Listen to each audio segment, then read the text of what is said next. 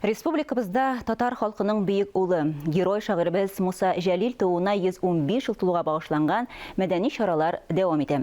Бүтін дөнья татар конгрессы Татарстан Республикасы мәдәният, мәгариф һәм фән министрлыклары белән берлектә 2020 елда 3-нче халыкара Жәлил укулары әдәби бәйгесен элан иткән иде. 5 ай дәвамында онлайн һәм офлайн барган иҗади бәйгегә шагыйрьнең туган көнендә йомгак ясалды. Тантаналы чарадан безнең репортаж. Татар, рус, үзбәк, хәтта вьетнам телендә дә аһәңле булып яңгырый аның шигырьләре.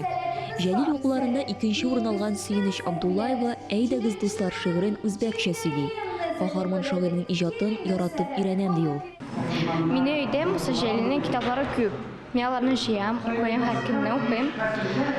Мин Муса Жәлилне восхищаюсь, һәм мин аның иҗатларын нык яратам. Муса Жәлилнең әдәби мирасын популярлаштыру, фронтовик язучылар иҗатына кызыксындыру максаты белән оештырылган әдәби бәйгедә быел 40 меңнән артык кеше катнашкан. Чагыштырыр өчен узган ел бу сан бары 7 мең булган.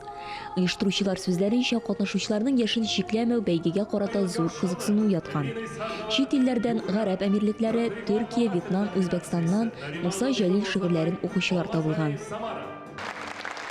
Илдәге 70-тән артык булган төбәгендә татар оешмалары тарафыннан әлеге Муса Жәлилнең иҗатын барлау һәм үстерү юнәлешендә генә түгел, гомумән әдәбият сөючеләренә дә, төбәкләрдәге татар яшьләрендә әлеге безнең рухи мирасыбызны барлап, Муса Жәлил иҗаты аркылы татар яшьләренең бу эшкә җәлеп итүнең бер ысулы булып, 3нче ел рәттән инде халыкара масштабта безнең Жәлил укулары оештырылды.